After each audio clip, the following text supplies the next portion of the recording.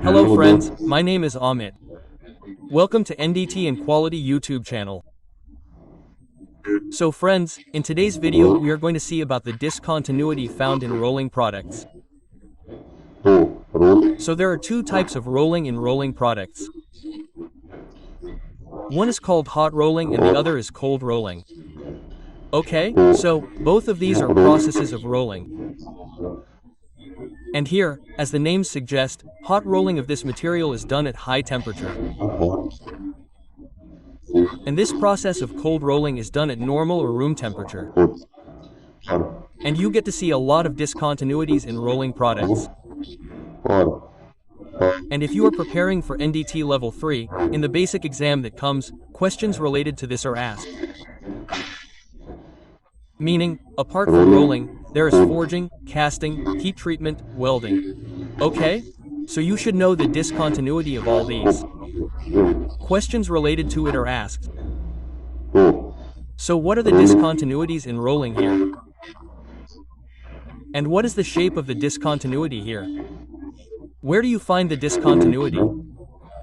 And in the end, you will have to choose which NDT method to find this discontinuity. Okay? We will discuss all this in detail in this video.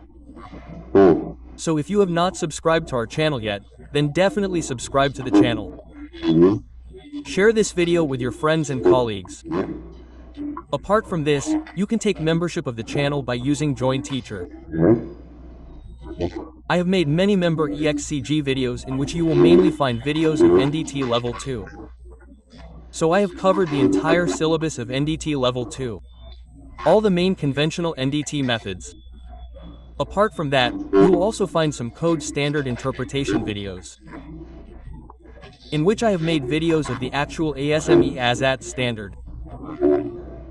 Apart from this, you will also find some NDT practical videos. In this video, I have shown how to give practical exam in PCM etc. examinations, and I have shown it by doing actual practical.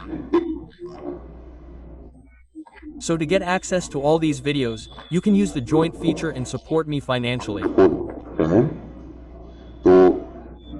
So first of all, how is this rolling method done? What are the discrepancies in rolling products?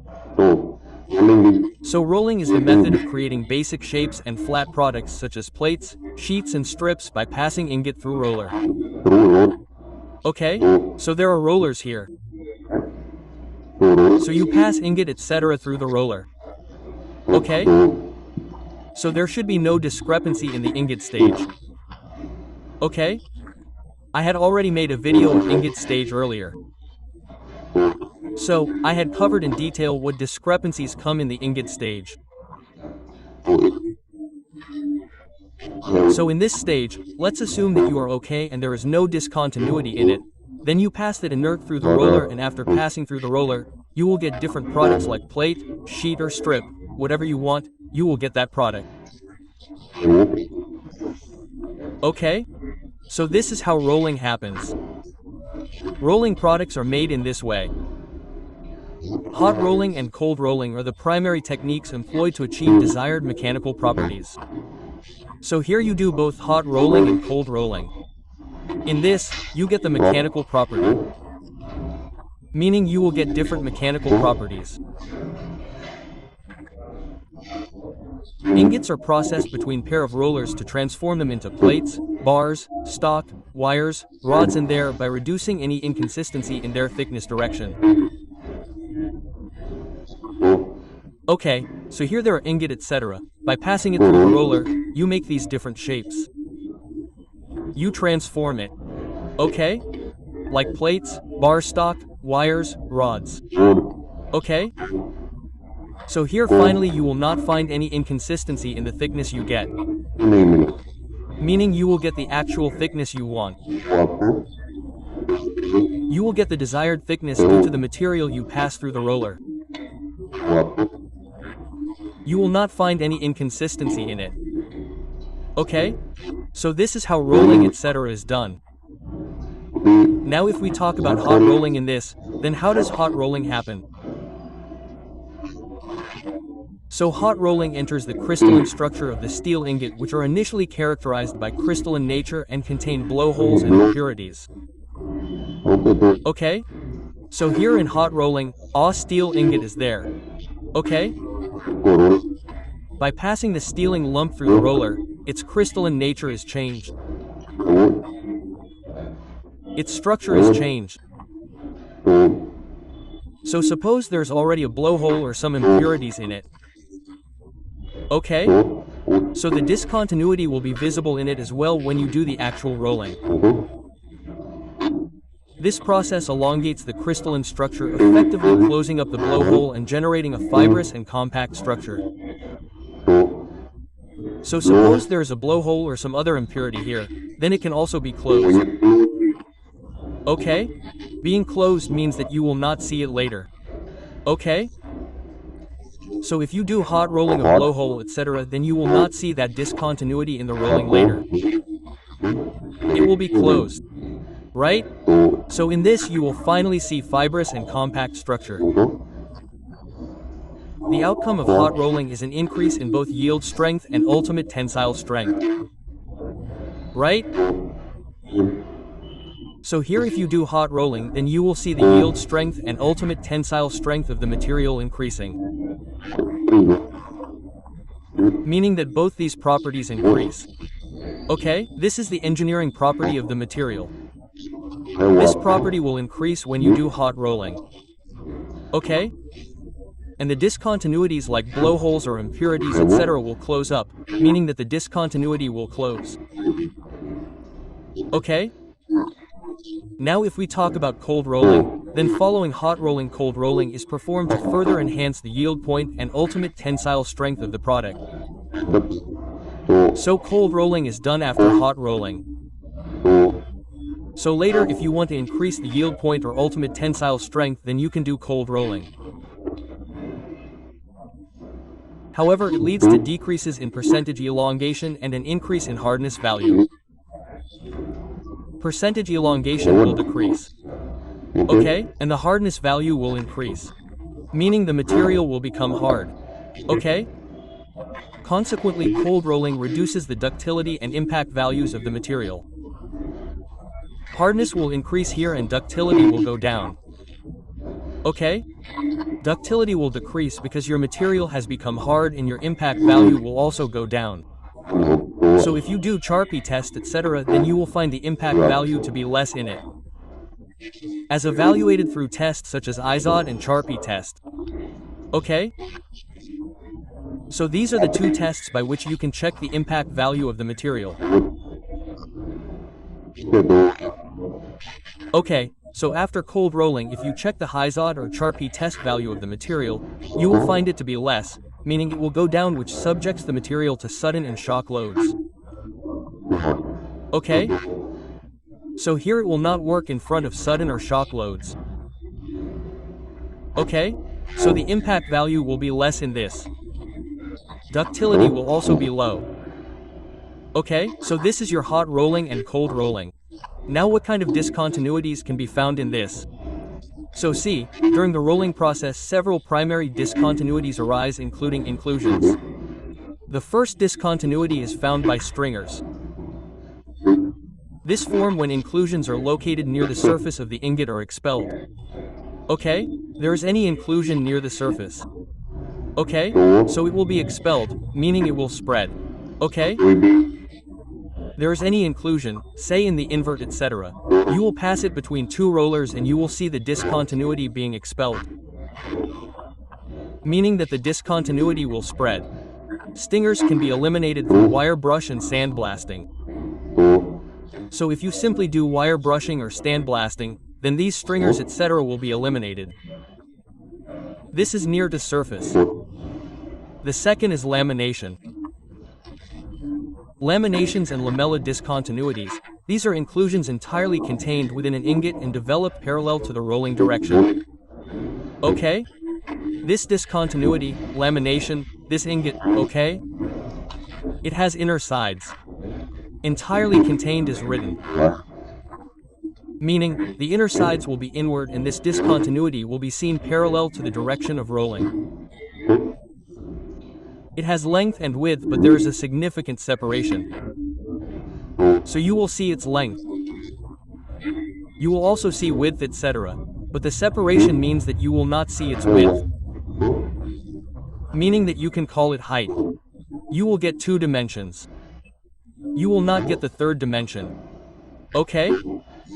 So this will create a kind of area in the middle. Okay? It creates an area in the middle of the plate.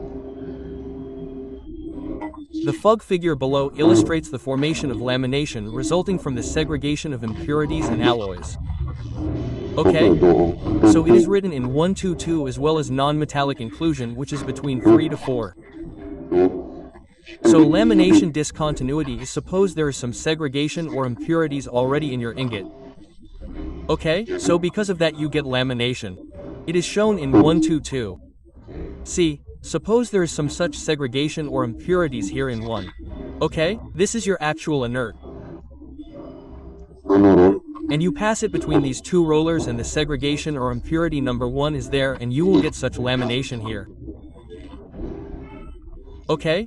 Meaning it will spread, and by spreading it will form some lamination, etc. Okay? Similarly, it is written in 3 to 4 that see there is non-metallic inclusion. Suppose. Okay? Okay, this is some non-metallic inclusion in the ingot. If there is a non-metal inclusion, it will also spread and you will see a lamination like this. Okay, so lamination is a very critical discontinuity, and you use ultrasonic etc. to find lamination. I have already made many videos of this, that how lamination etc. is checked. Okay, so if there is segregation etc. in this way, then lamination will be found. If there are impurities or non-metal inclusions, then also you will see this lamination in the rolling product. There is a discontinuity due to seams. Seams occur when surface defects like a dense tear and blowhole in an ingot open up during the rolling process. Right? So if there are already dense tears or blowholes in the invert etc., then they open up. They open up during the rolling process. So at this time you get to see the seam defect, creating a separation in the metal. So this separation will be done in the material. The material will be separated. The separated metal does not fuse and merge into a single integral part. So whatever your separated metal is, it will not fuse or merge. It will not become a single part, meaning that the part gets separated from there. So separation is usually manifested on the surface of the roll plate and bar stock. So seams are defects that generally occur on the surface. Okay, so remember this. This is always seen on the surface. Concentrated stress on certain areas induce cracks. So due to these seams, if stress is applied somewhere, then cracks are generated due to that. The figure below demonstrates a central delamination and separation arising from the presence of pipe and shrinkage. So suppose there is pipe or shrinkage in the first invo stage. Okay? So because of that you get seams indication here. It is also called delamination. Okay?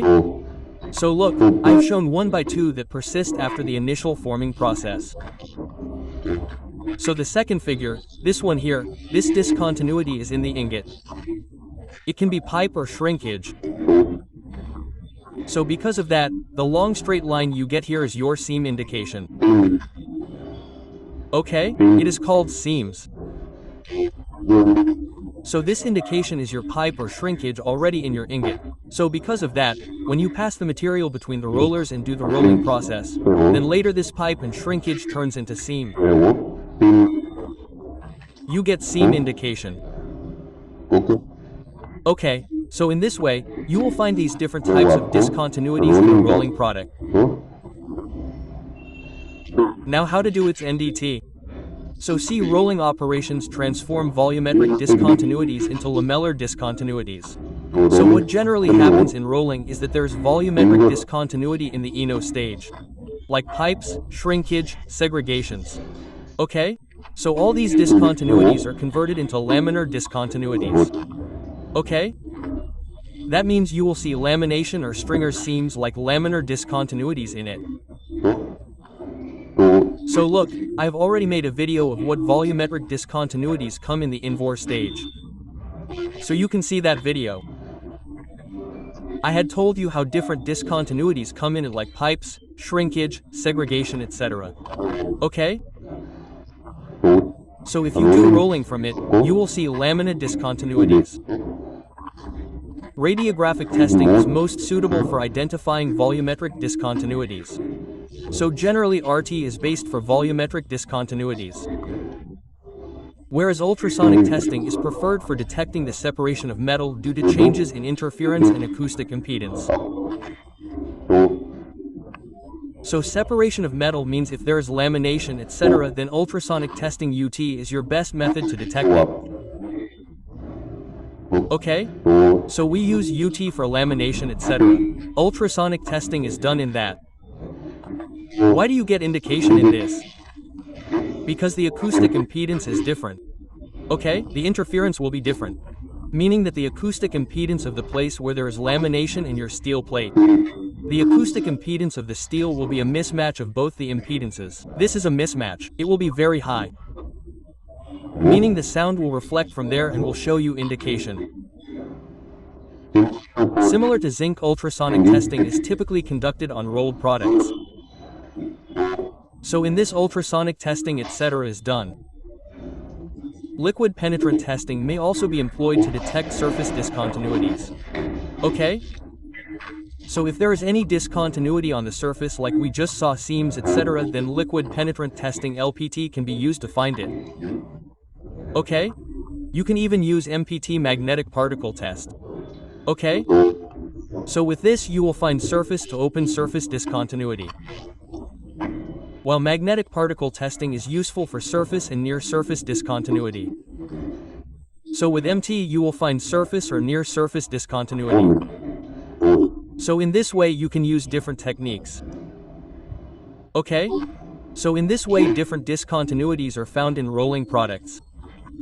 How do all these discontinuities come? What is its cause?